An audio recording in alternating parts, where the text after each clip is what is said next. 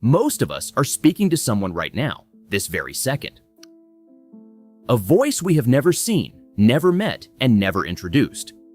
It runs quietly behind every thought we have, every plan we shape, every move we take through the day, and most of us never stop to notice it.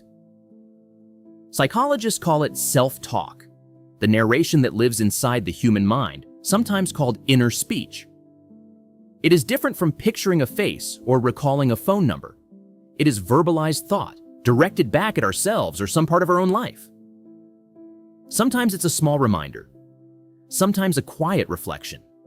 Sometimes it's a full conversation we have while making the morning coffee.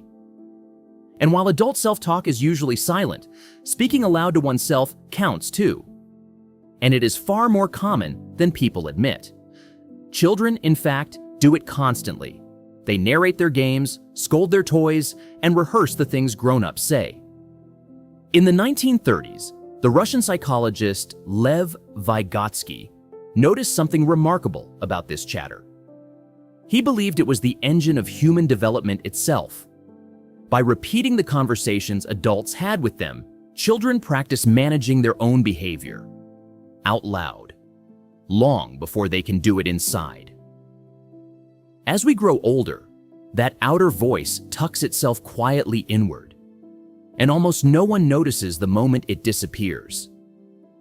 It becomes the private dialogue we will carry for the rest of our lives. It helps us plan a hard week. It walks us through a difficult conversation. It rehearses the words we hope to say, pushes us up the last hill of a long run. Yet the science behind it is surprisingly young, because spontaneous inner speech is famously hard to measure. What researchers do know is striking. The words we choose toward ourselves carry real weight.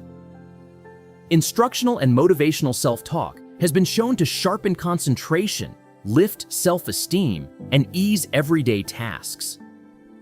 In one study, college tennis players who narrated their practice with focused cues improved both their accuracy and their concentration on court.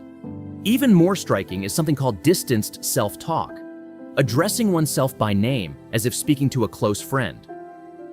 Studies show that this small shift dampens stress before public speaking and other anxiety-charged moments. But the same voice can wound.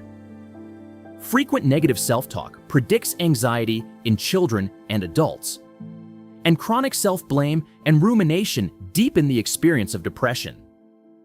That is why a whole field of therapy, cognitive behavioral therapy, or CBT, focuses on softening that inner tone. It teaches us to spot the harsh thought loops and gently replace them with kinder, more honest words.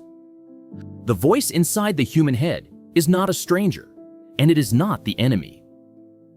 It is a companion that will travel with us for the rest of our lives. So the next time we catch ourselves whispering, let us speak to ourselves the way we would speak to someone we deeply